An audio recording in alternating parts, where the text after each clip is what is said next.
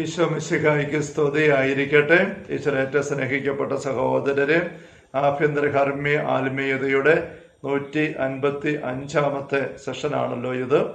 5-ാം സ്ഥാനത്തെക്കുറിച്ചുള്ള 18ാമത്തെ വിചിന്തനവും. Hallelujah, hallelujah. 5-ാം സ്ഥാനത്തെക്കുറിച്ചുള്ള 4 അധ്യായങ്ങളിൽ 3-ാമത്തെ അധ്യായത്തിൽ 9-ാമത്തെ ഖണ്ഡികയിലാണല്ലോ നമ്മൾ കഴിഞ്ഞ ദിവസം പറഞ്ഞു നിർത്തിയത്. പരസ്നേഹം ദൈവസ്നേഹത്തിൽ വേരുറച്ചു നിൽക്കണം.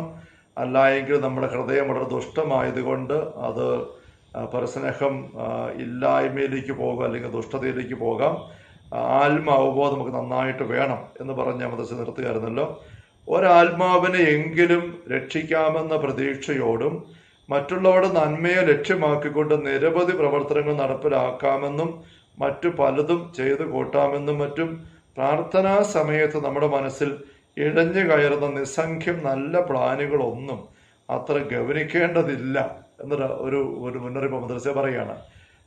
നമ്മൾ പ്രാർത്ഥിച്ചിരിക്കുമ്പം, നന്നായിട്ട് സ്വസ്ഥമായിട്ട് പ്രാർത്ഥിച്ച് ധ്യാനിച്ചൊക്കെ ഇരിക്കുമ്പം നമ്മുടെ ഉള്ളിൽ ഒരുപാട് നല്ല നല്ല ആഗ്രഹങ്ങൾ പൊങ്ങി വരുന്നു. അതിന് മദ്രസ പറയുകയാണ്, എന്തൊക്കെയാണ്? ഒരാത്മാവിനെങ്കിലും രക്ഷിക്കാമെന്നുള്ള പ്രതീക്ഷയോടെ ഇന്ന കാര്യം ചെയ്യണം, മറ്റുള്ള നന്മയെ ലക്ഷ്യമാക്കിക്കൊണ്ട് നിരവധി പ്രവർത്തനങ്ങൾ അങ്ങനെ ചെയ്യണം, ഇങ്ങനെ ചെയ്യണം, ആ കാര്യം ചെയ്യണം, അങ്ങനെയൊക്കെയുള്ള ആവേശം, അങ്ങനെ മറ്റു ചെയ്ത് കൂട്ടാവുന്നതൊക്കെയുള്ള ചിന്തകൾ നമുക്ക് പ്രാർത്ഥന സമയത്ത് കിട്ടും. അത് നമ്മൾ വലിയ ഗൗരവം കൊടുക്കേണ്ട അതിന്. കാരണം എന്താണ്? പ്രാർത്ഥനയ്ക്ക് ശേഷമുള്ള നമ്മുടെ പ്രവർത്തനങ്ങൾക്ക് അവയുമായി പൊരുത്തമില്ലെങ്കിൽ അവ നാം പ്രയോഗത്തിൽ വരുത്തുമെന്ന് ഒരിക്കലും വിശ്വസിക്കരുത്. പ്രാർത്ഥിക്കുമ്പോൾ ഇങ്ങനെ ഒത്തിരി കാര്യങ്ങൾ വരുന്നു, പ്രാർത്ഥന കഴിഞ്ഞാൽ ഓർക്കുന്നേ ഇല്ല. അപ്പോൾ നമ്മുടെ ജീവിതത്തിൻ്റെ ശൈലികളും പ്രാർത്ഥനയുടെ അഭിലാഷങ്ങളുടെ രീതികളും തമ്മിൽ ബന്ധമില്ല എങ്കിൽ പ്രാർത്ഥനാ സമയത്ത് തോന്നുന്നതായ ഈ ചിന്തകൾക്ക് ഒരു പ്രാധാന്യം കൊടുക്കണ്ട. പ്രവൃത്തിയിലുണ്ടോ ഇല്ലെന്നുള്ളതാണ് നോക്കേണ്ടത്.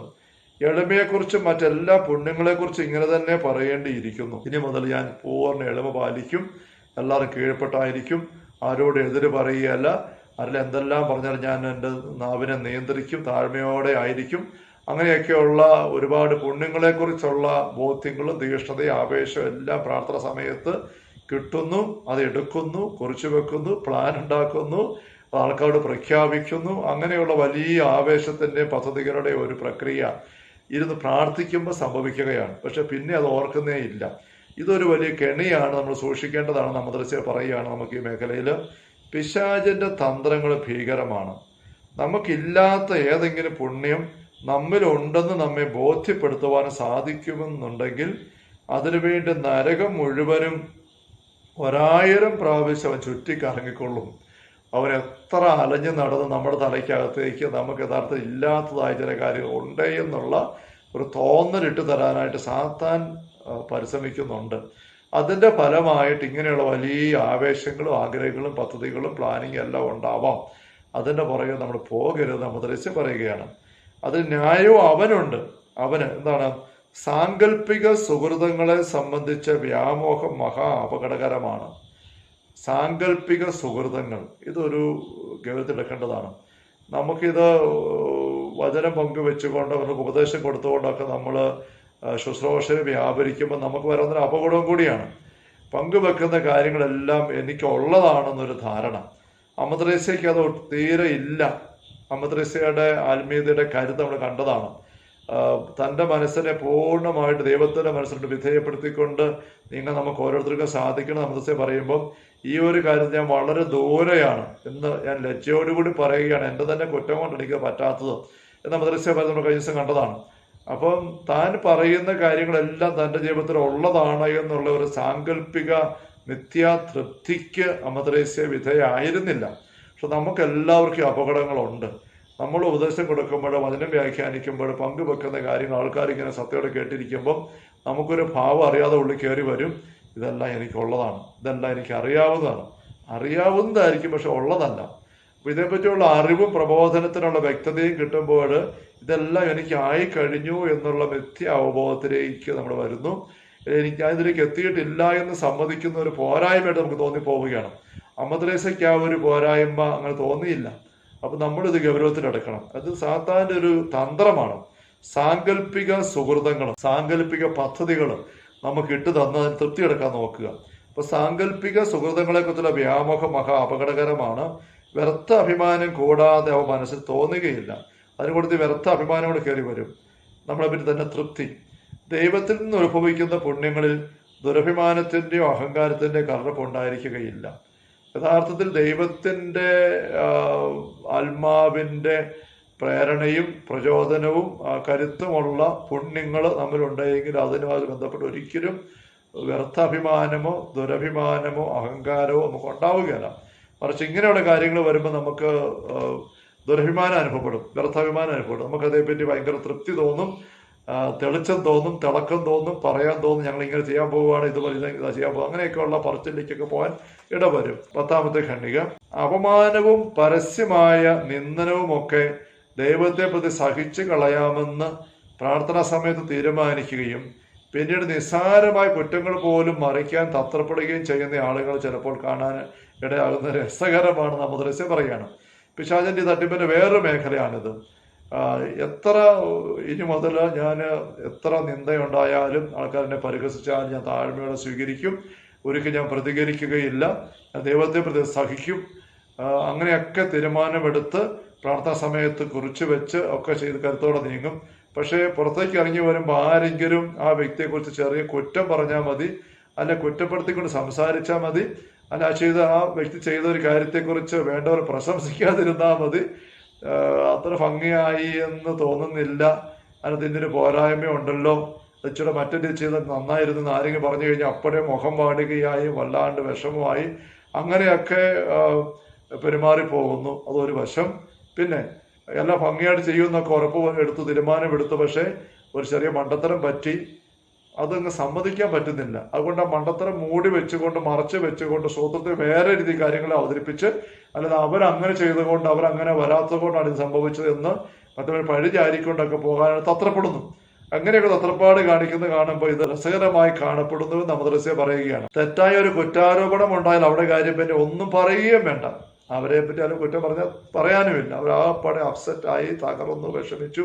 നേരത്തെ ഒരിക്കൽ മസ്ജിദ് പറയുകയുണ്ട്, 2ാം സ്ഥാനത്തിന് 3ാം സ്ഥാനത്തിൽ കയറി കഴിയുമ്പോൾ എല്ലാവരും ഭംഗിയായിട്ടൊക്കെ വന്നു എന്നൊക്കെ വിചാരിച്ച് നീങ്ങുന്ന അവസ്ഥയിൽ ആരെങ്കിലും ഇപ്പോൾ ഒരു കുറ്റം അവരെ പറ്റി പറഞ്ഞാൽ, വിമർശനം പറഞ്ഞാൽ തീർന്നു.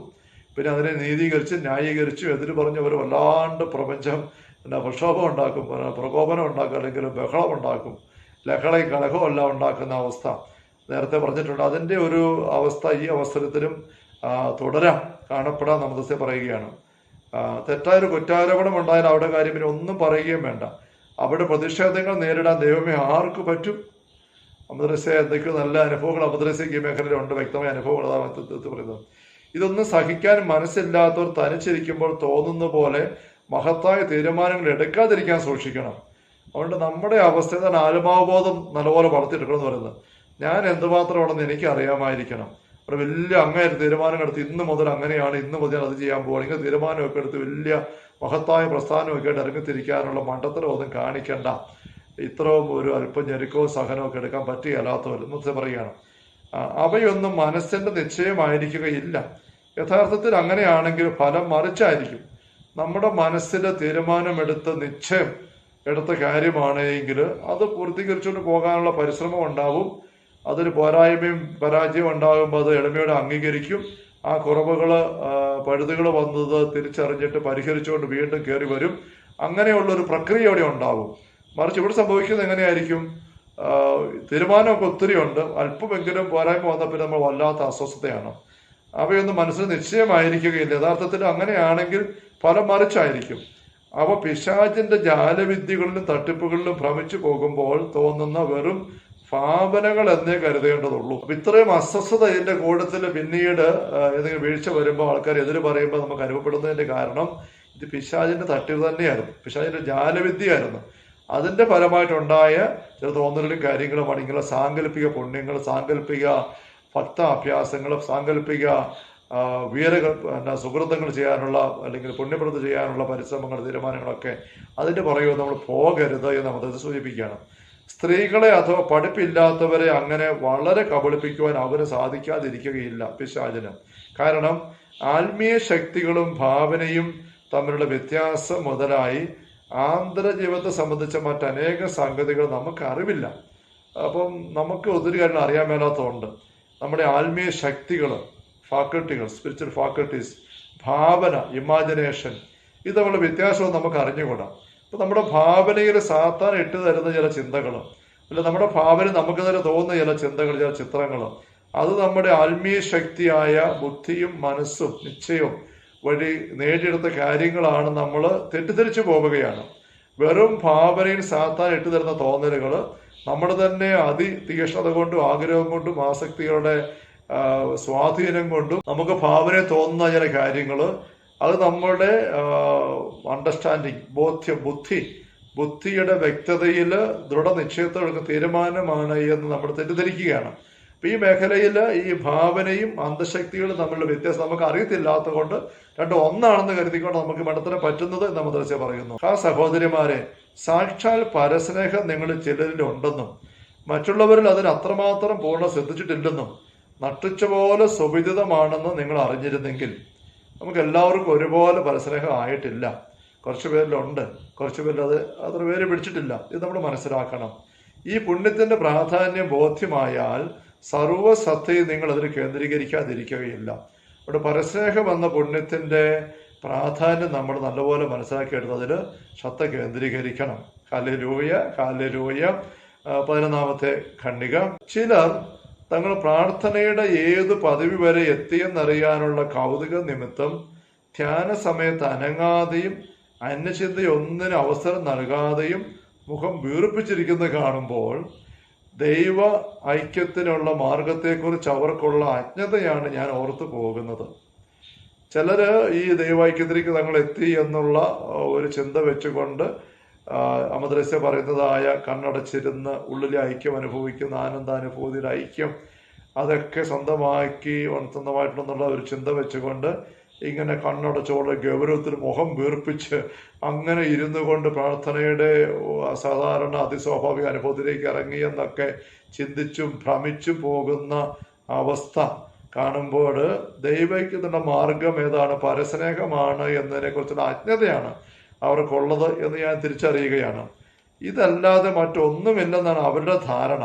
ഇങ്ങനെ കണ്ണടച്ച് അനങ്ങാതെ ഇരുന്നു കൊണ്ട് ആരെയും പരിഗണിക്കാതിരിക്കുന്നതിലാണ് പൂർണ്ണതയുടെ മാനദണ്ഡം എന്ന് അവർ ചിന്തിച്ചു പോകുന്നു. അതവിടെ അജ്ഞതയാണ്. ഇതല്ലാതെ മറ്റൊരു മാർഗമില്ലെന്നാണ് അവരുടെ ധാരണ. അല്ല സഹോദരന്മാരെ, അങ്ങനെയല്ല. സൽകൃത്യങ്ങളാണ് കർത്താവ് പ്രതീക്ഷിക്കുന്നത്. സൽകൃത്യങ്ങൾ എന്ന് വെച്ചാൽ വർക്ക്സ്, പരസ്നേഹത്തിൻ്റെ പ്രവൃത്തികളാണ്. ഈശോ പറഞ്ഞില്ലേ, സഹോദരന് വേണ്ടി ജീവൻ അർപ്പിക്കുന്നതിനേക്കാൾ വലിയ സ്നേഹമില്ല. അപ്പോൾ സഹോദരർക്ക് വേണ്ടി സ്നേഹം, പരസ്നേഹം അവരുടെ നിരക്ക് തനിക്കുണ്ട് എന്ന് ഏതെങ്കിലും വ്യക്തി ചിന്തിക്കുന്നുണ്ടെങ്കിൽ അത് പ്രവൃത്തികളിലൂടെ വെളിപ്പെടും. ജീവൻ അർപ്പിക്കുന്ന, സ്വയം ത്യജിക്കുന്ന, സ്വയം നിഷേധിക്കുന്ന പ്രവൃത്തികളിലൂടെയാണ് വെളിപ്പെടുക. അതുകൊണ്ട് സൽകൃത്യങ്ങളാണ് കർത്താവ് പ്രതീക്ഷിക്കുന്നത്. രോഗിണിയായ ഒരു സഹോദരിക്ക് അല്പം സഹായം പാടുപോലെ ചെയ്യേണ്ട സന്ദർഭം നേരിടുമ്പോൾ ഭക്തിക്ക് ഭംഗം വന്നേക്കുമെന്ന് ശങ്കിക്കേണ്ടതില്ല.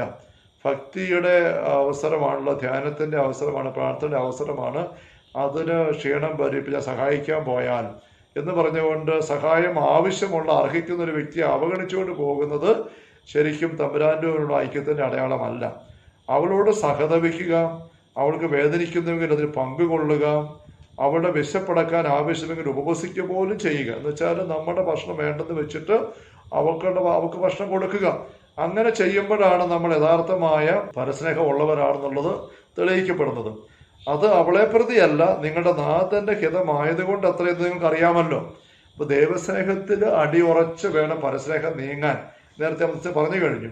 അപ്പോൾ എന്നെ പ്രതി ഈ സഹോദരങ്ങളൊക്കെ എന്തെങ്കിലും ചെയ്തു കൊടുക്കുമ്പോൾ 100 ഇരട്ടി എന്ന മദ്രസ പറയുന്നത് അതാണ്. ഈ ചെറിയൊരാൾക്ക് ചെയ്യുമ്പോൾ എനിക്ക് തന്നെയാണ് ചെയ്യുന്നത്. ഇപ്പം എന്നെ പ്രതി പച്ചവെള്ളം ഇങ്ങനെ കൊടുത്തതിൻ്റെ പ്രതിഫലമുണ്ട്. അപ്പോൾ ദൈവസ്നേഹത്തിൽ നിന്ന് ഉത്ഭൂതമാകുന്ന സ്നേഹത്തിൻ്റെ മനോഭാവത്തോടു കൂടെ നിങ്ങൾ സരക്കത്തിൽ നമ്മൾ വ്യാപരിക്കാനായിട്ട് മദ്രസ ആവശ്യപ്പെടുകയാണ്. Hallelujah, hallelujah, hallelujah. കർത്താവേ യേശുമിശിഹായുടെ സമൃദ്ധമായ കൃപയും അനുഗ്രഹങ്ങളും പിതാവായ ദൈവത്തിൻ്റെ അവർണീയമായ സ്നേഹവും പരിശുദ്ധാത്മാവായ ദൈവത്തിൻ്റെ നിരന്തരമായ സാന്നിധ്യ സഹവാസവും സ്നേഹമുള്ള സഹോദരങ്ങൾ നാം ഓരോരുത്തരോടും കൂടെ എല്ലാ ആത്മീയ പ്രശ്നങ്ങളും കൂടെ ഉണ്ടായിരിക്കട്ടെ, ഇപ്പോഴും എപ്പോഴും എന്നേക്കും. ആമേൻ. യേശുമിശിഹായ്ക്ക് സ്തുതിയായിരിക്കട്ടെ.